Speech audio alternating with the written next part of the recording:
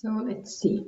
I really felt like recording something for you.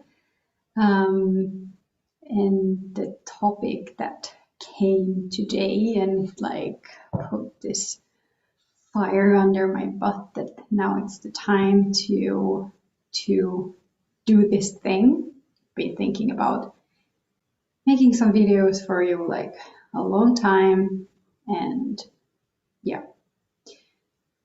now it seems to be the time. And so this topic is definitely like huge. So let's see how messy it will be. I don't claim to be super grounded with it, but hopefully I can bring it to you in some sort of like beneficial way. And yeah, I wanted to like today I posted something in Instagram where I do my work basically. So in case you haven't come from there, then go ahead and head there to check out what I've been doing. I posted something about parenting and in like about how maybe like your parenting isn't really only about those like visible tasks that you do or perform, whether it's like you cook dinner, you read books, you pick up them from school, you play football with them, you paint with them, whatever it is that you do with your kids. But that there is this invisible world going on, invisible exchange, conversation, communication going on that has to do with probably many things that we don't understand at all, but that has to do for sure with like nervous system and the state, what state your nervous system is at. And I don't have any scientific sources for this, so feel free and search for those. This is more like whatever I share is more like it's my story, it's my experience, it's what I have seen to be true in my life, and I'm just telling the story, right? So you can just take what you want and leave whatever you don't want. And so from this perspective, I believe that children are very sensitive to these energetics, to these invisible messages, like, you know, how come one person draws children around them, and how come you feel good being in the presence of a certain person, and how come children prefer one person over the other, for example. I do believe that it has to do with sort of the energetics and nervous system being at least part of it. So, and from that came this bigger topic. So if you followed me, you know that for the past half a year or so, like big theme in my creation, in my perspective, has been this so dismantling internal patriarchy, and like how that internalized patriarchy, internalized oppression shows in our daily lives, which create then the collective. And that's another topic which might be more appropriate to start with, but I felt called to start with this one to actually give you a definition what I mean with internalized patriarchy and how I see it. But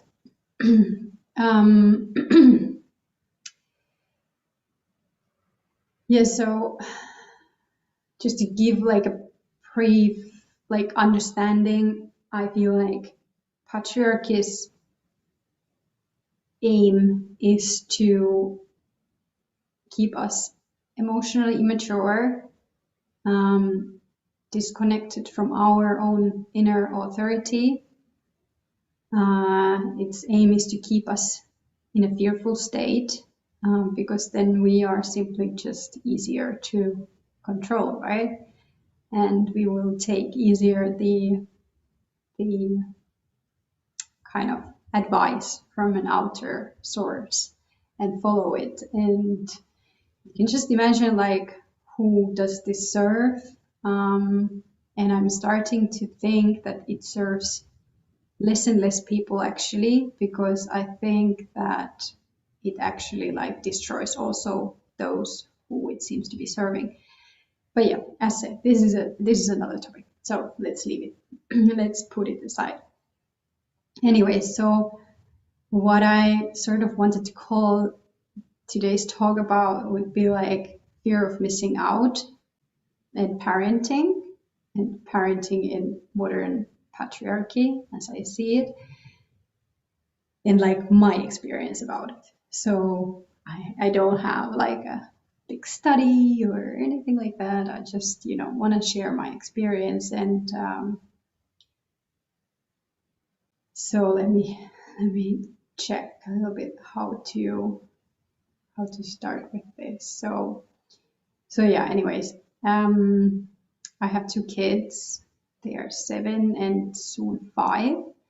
And for the first 5-6 years of my motherhood, I was a disconnected, anxious, dissociated,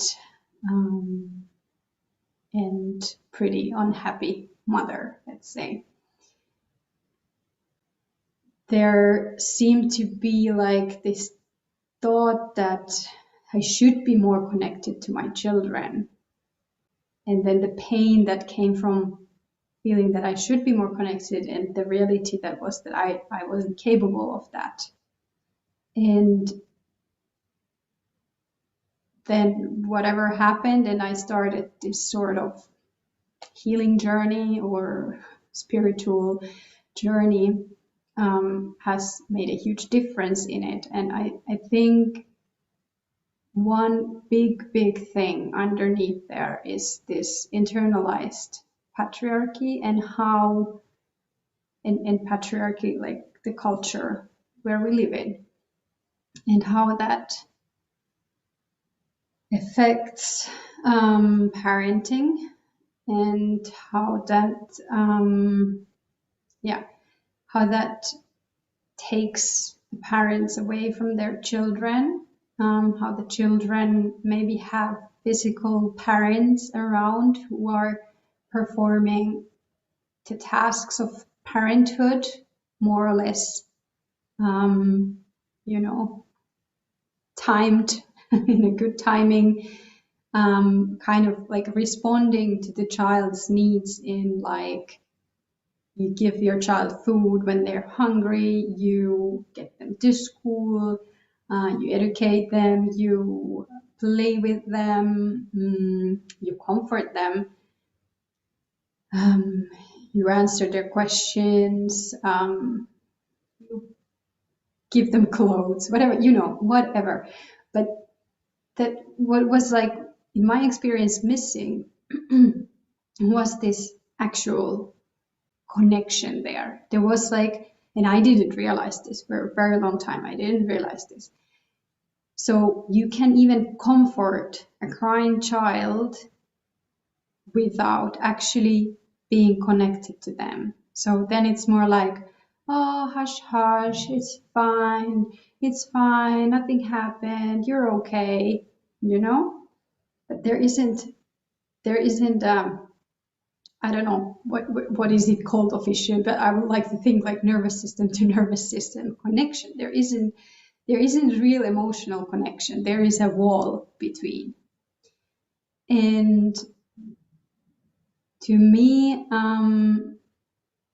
this had to do with my own emotional immaturity. Like I said, that I think patriarchy's aim is to keep us emotionally immature, so that we would be easier to influence according to what serves the patriarchy and the power relations and the people in power. and an emotionally immature person cannot face, from my opinion, another person's emotions because it's too hurtful for you. It's hurtful because you haven't had the permission to express your own emotions. So if you have a crying child suddenly in front of you, you became a parent and you have a crying, needy child in front of you, and you should be loving, you should be compassionate and empathetic towards, if this is like your child or anybody else's child, like, towards their needs, their pain, their sadness. But the reality is that I couldn't be.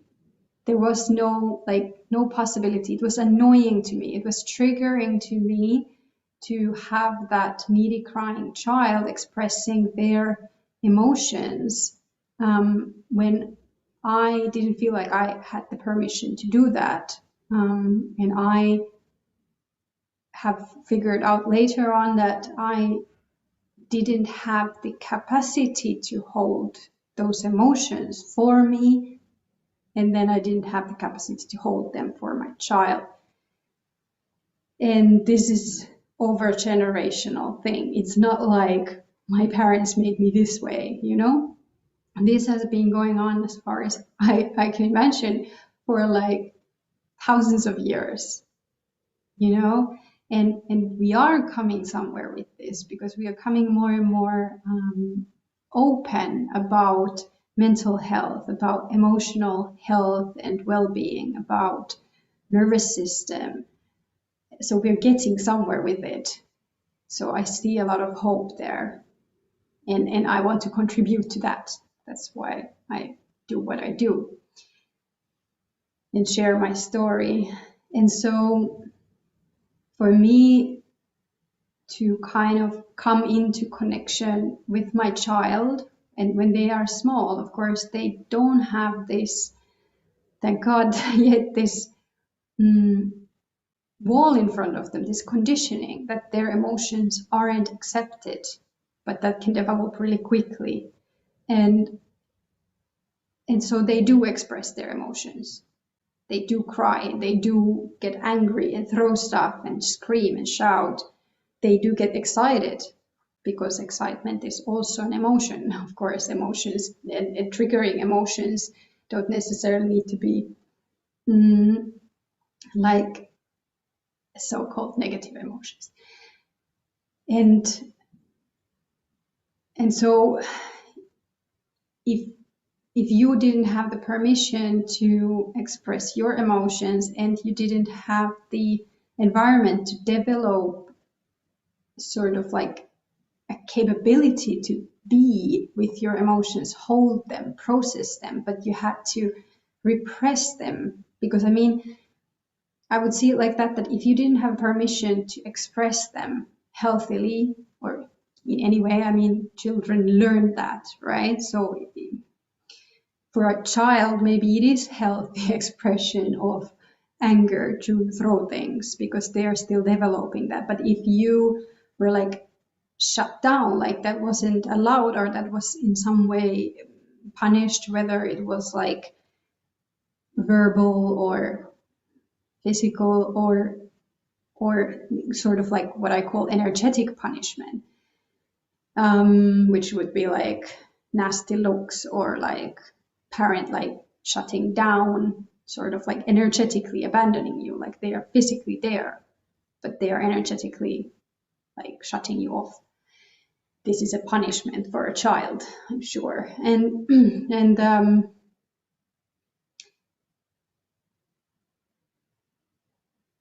so yeah, if you didn't develop the ability to process your own emotions, you can't really face the other one's emotions, and then that would create this, like, you have to put that protective shield there, that you are there like on a physical level, you're there in this like, oh, they're there, don't worry. And also you need to like, you repeat this stuff that has been repeated forever. It's nothing, don't worry about it. So you either like repress it, even if the intention is good, and you're not doing it like in a shaming or violent way, but you're still asking the person to repress the emotion that they have. If you're like, it's okay, nothing happened, it's fine, because it's not fine. It's not fine for the child, right? And you're actually doing this, like the intention. When I say you, I'm mostly like, I would like to just address that I'm talking about myself and my experience. So I'm not like pointing fingers here. It's just the way how this comes out. So I'm like, I'm saying like, it's fine, it's nothing, don't worry about it. And the kind of the superficial or the surface intention is like, I want to calm my child down so they don't need to feel this emotion. Like I'm trying to save them. I'm trying to make it better for them. But what is underneath there is actually, I'm just trying to save myself from needing to meet a person in that emotion that I am not capable of handling. And that's not really comforting. That's not validating. That's not meeting the person. That's not like accepting who they are. That's a way of repressing and gaslighting. I'm sorry to be so harsh, but it is. And and then of course there are other ways like distraction or numbing with something. Take a lollipop, let's go see the birds, anything to get out of that situation as quick as possible. And why we're doing that is because it's not essentially to save the child, or it is in a way because you're trying to save your own inner child who didn't have support with those emotions, like we haven't had in hundreds of years or ever, I don't know. So you're just, you're trying to save a child, but actually it's inside you, the child that you're trying to save.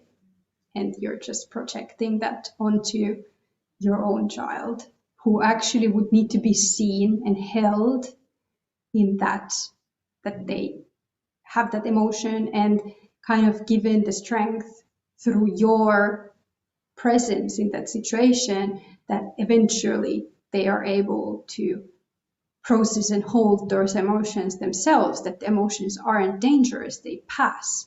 But if this process is never finished, we will never learn that the emotions actually don't last forever and that we are capable of holding them, because this process of the emotion going through was cut by the parent saying, it's fine, it's nothing, don't cry, let's go look at the birds, take a lollipop,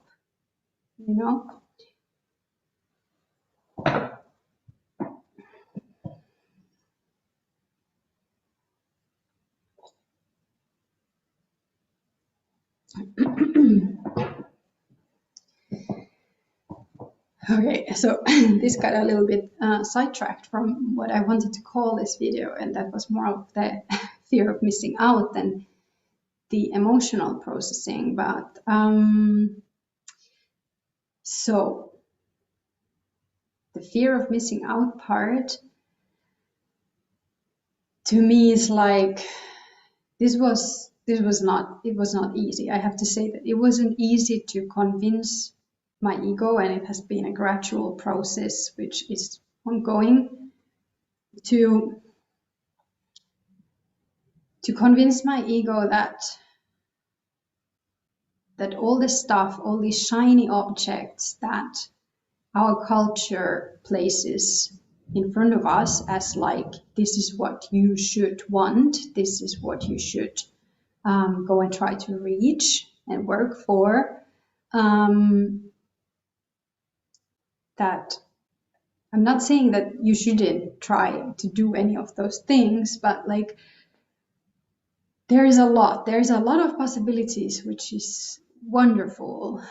But in a patriarchal consciousness, in sort of like fear-based consciousness, it becomes like this, that you would need to get it all that you're nothing if you don't. And how this shows in parenting is that a parent cannot be, I could not be present to my children. I could not really be there for them when I was always thinking that I should be somewhere else, doing something else, whether it's just performing the good parenting stuff,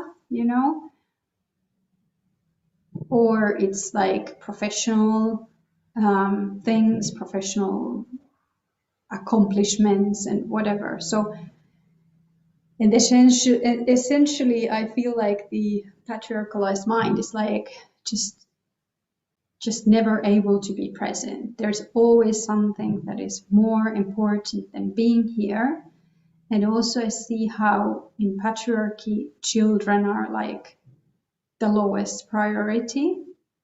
They like, and being a parent isn't valued as itself. Like parenting isn't valued as itself. It's like, you should become a parent. Everybody should become parents. I think there are a lot of people who can feel that pressure, even if they don't want to become parents. There's a pressure that you should, that's just how a person should live their life. And then when you become a parent, then it's suddenly like, oh well, that's not really anything. Like that's just a side hustle. Like what you really need to do is to, develop yourself in other ways, like build a career or whatever, do like million different things. And if your mind is built like that around those beliefs, the fact that the children demand a lot and they demand presence, which is the gift, but the patriarchalized ego sees it as like a burden, like oh, this is on my way to get all those other things, This is how I literally saw it. And it has taken a long, preferably long, gradual, intense practice to say no to that mind that wants or says something else is more important. And it's somehow like the patriarchalized ego is like, it is literally, it's afraid, it's fear-based, it's afraid that if it doesn't achieve all those other things, it's nothing. And all those other things need to be achieved now, not like when the kids are bigger. And so I really never got to fall into that sort of newborn or whatever bubble, with small children, except now when they are 5 and 7, thank God, like at least now. But like it was like a continuous run because of this emotional immaturity and incapability of actually being there for their emotions, but also because of these beliefs that I need to be something more than a mother. And I actually have been very much a spokesperson for, in my little bubble, for mothers, that we need to have the possibility of kind of fulfilling our own wishes and stuff outside mothering. And even though I do see that it should be a possibility if one chooses so, I do see it a bit differently now. I see it as like that the patriarchal culture, the capitalist culture, creates the need for parents to be doing something else than parenting. And that isn't really healthy. That in a way that isn't really supporting us in raising balanced, regulated, mature humans. If the parents are incapable of being present, and when they are physically present, their nervous systems are like wrecks, because all the stress that they should be doing so many things at the same time and so well and perfect, and you know, it doesn't allow us to raise healthy, mature, regulated, emotional and systems, nervous systems, you know, humans. And yeah, so like for such a long time, I thought that the priority was something else than being with my children, and I felt like I was triggered by messages that would say that, you know, this classic like older people saying like enjoy it while they are little, or like some mindful parenting books say that, you know, you should just like try to be present for the child, but the patriarchalized ego cannot. It's like it is literally afraid, so afraid. It has this fear of missing out, like in a very real sense, that it gets really triggered by these messages to just be present, just be there for your child, because patriarchy has created this enormous need to or capitalist, whatever, I don't know, whatever you want to call it. I don't even know if I'm using the right terms, but whatever, you know, this culture where we live, like has created this enormous need for being something huge, building something amazing, career, money, success in all the patriarchal sense, you know? And if you think that that's what you're supposed to be doing, if that's what you need to do to be a worthy person, it is a very real fear that you cannot just leave all that and concentrate on your children. Like that's like literally like a professional death to be home 5 years, 10 years with your children. Like there's zero appreciation in the collective for that. Like you go and you apply for a job when you've been 10 years home with the kids, and people are like, what's the gap in your CV? I mean, I don't know. Hopefully this doesn't happen, but that's at least the story that keeps being fed from somewhere to our minds, to my mind, and that the mind then repeats like, oh, you have to get going already. There is 1 year gap in your CV. Oh, now it's 2 year gap in your CV. You have to prove, you have to study something. You have to be an entrepreneur. You have to do all these things to put something in the CV so that they will hire you after you're done with being home with the kids, you know? And so essentially you were never home with the kids. Like, oh, here, oh.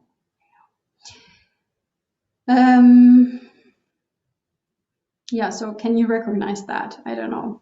You can leave me a comment, share your experiences with that.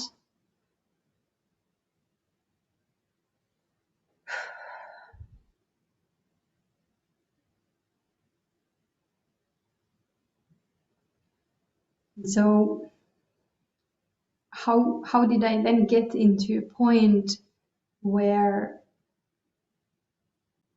like my external surroundings, I mean, I am financially secure and so on. I have a lot of privileges that I acknowledge that not everybody has, and cannot create the same environment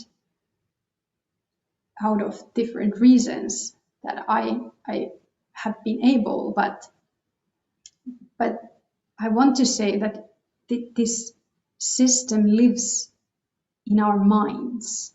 It's the belief system that we operate under, and that those beliefs are a big reason for suffering. For me, at least, they were. Like, my life hasn't changed, at least, like, it has changed, but like externally it hasn't really changed. Internally, everything has changed. In my relationship with my children, everything has changed. And I didn't lose anything, even though my ego thought that I will lose everything. I didn't lose anything. When I started to let go, question those beliefs, and let go of the needs to be always doing something else than being present, and plus meeting those emotions inside me. And I'm sure that's going to be another video in some point, or perhaps a workshop. Or, I mean, there is also literally like abundance of beautiful mentors and guides and teachers teaching how to start regulating your nervous system, how to start meeting your emotions, and so on. So it's like the emotional maturity, cultivating that, practicing that, and the life with children is like perfect training ground for that, because you're so intensively in contact with somebody else's emotions, and you literally can, like, on daily basis, many times over the day, if you want to, and if you can, and there's no rush, but like if you want to, there's so many opportunities to like, kind of like, your child gets very upset, and how long are you capable of holding that? How does that feel inside of you? And what should you address in your own inner child to be even a wider container for your child to express their emotions? And then it's about the letting go of all these things, these extra, there's so much extra. There is so much extra that is absolutely unnecessary in this specific moment in your life when your children are small. There is so much that is absolutely unnecessary. And I can understand really from my own experience that there is a lot of fear in letting go from many of those things. There is a lot of fear of letting go of things that you've been thinking that define you as a good parent. Like, I don't know, bringing the kids to a million different hobbies, or trying to, always have something extra special to do, or I don't know, whatever it is. Like, what if just like letting go of that? I mean, depending what that does to your nervous system. If it like feels good to you, then and you feel good in those actions, doing those things with your kids, then that's perfect. But if it brings stress to your life, then like, what are you doing it for? Like, what will the kids get out of it if the everyday life is like super stressful? And also, like, it's redefining the worth of parenting, the worthiness of you as a person parenting, and not like these patriarchally, like things that are seen patriarchally successful, and just like, cleansing that whole system and letting all that shit go that is not necessary there, and that doesn't support you as being a present parent. And as I said, it's like, it's a practice, it's a daily practice, it's a moment to moment practice. Like, you can just practice it. Like, moments where I've been practicing it is like, I'm playing with my child. That's like really not my favorite thing to do, is like what they've asked me to do since my older one was like 1 year old. "Mommy, let's play with the cars," on a car mat. And that was never my favorite thing to do, and it still isn't my favorite thing to do. But just like kind of like I start to explore what's going on inside me, why I have so much resistance to it, and what is going on inside me, what is my inner being saying, what sensations are in my body, what emotions are going in there, what thoughts, like, and in the thought usually that sort of creates this suffering and this like inability to be really present there, even for a couple of minutes, is this like, I want to be doing something else. I need to be doing something else. I should be doing something else. And from that I want to be doing something else can be a little off throwing, because at least for me, it was a long time a justification, sort of like, I do all these things for my children. So now it's like my time to do what I want to do. But I've seen so many times now that these wants, things that I want to do, actually come from the cultural, feeding of like all these amazing things that you should be wanting to do.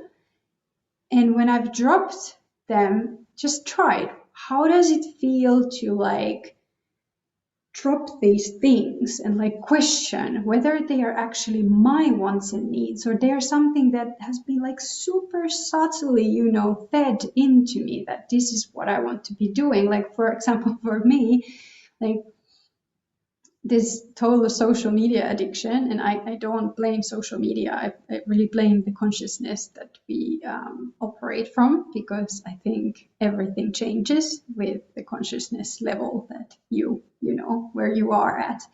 So how technology and social media and whatever is seen as a bad thing and a distraction and so on. So yeah, sure, it can be used as a tool in patriarchy, to feed patriarchy.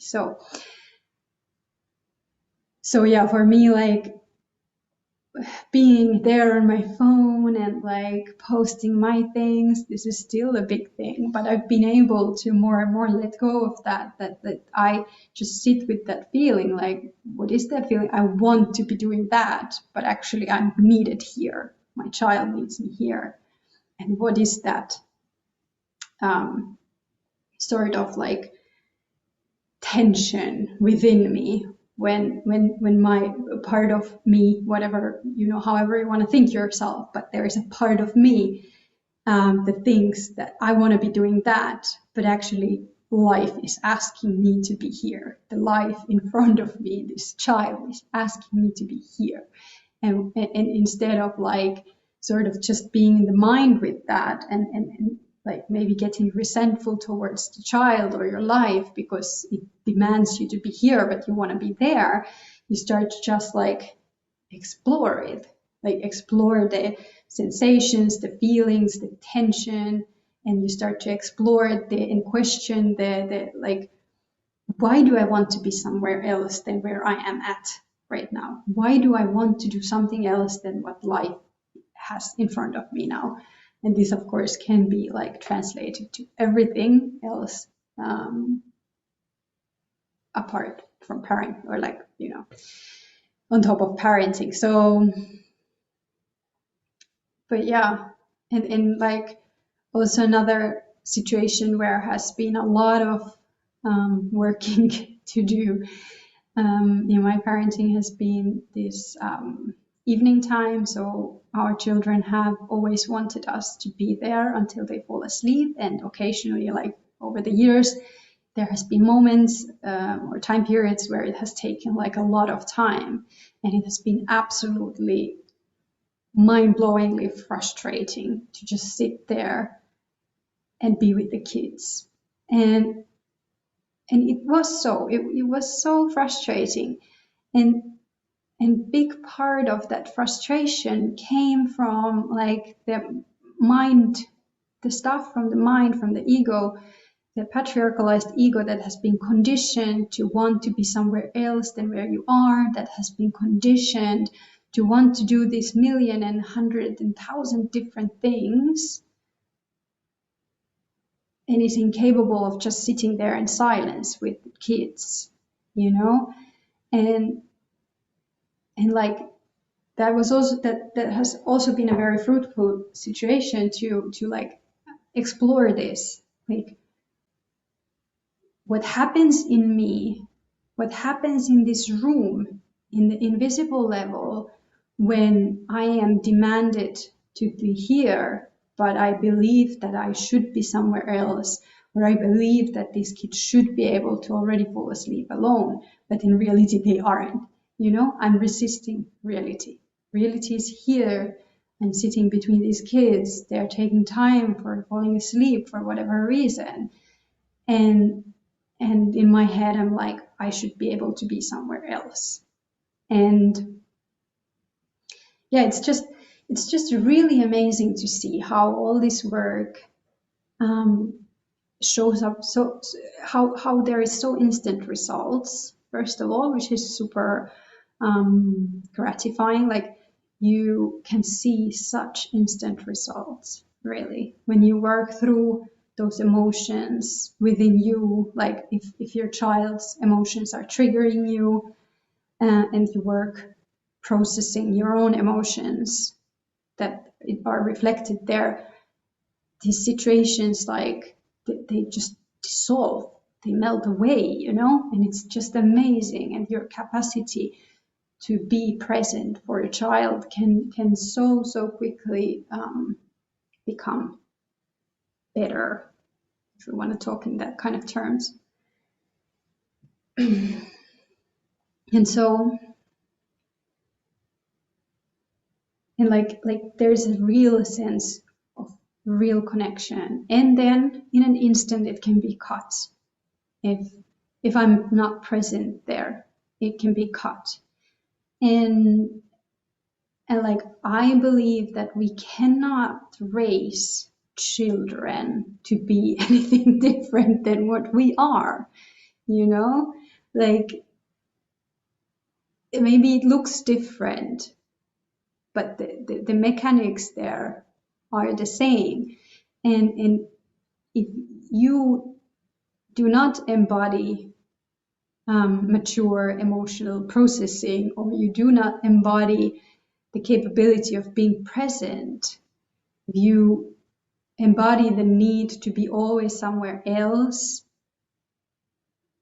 if you embody a dysregulated nervous system, then you know your kids are going to, you know, they suck it like sponges, right? And this is like very hopeful to me, because I've seen such amazing results so quickly with this inner work.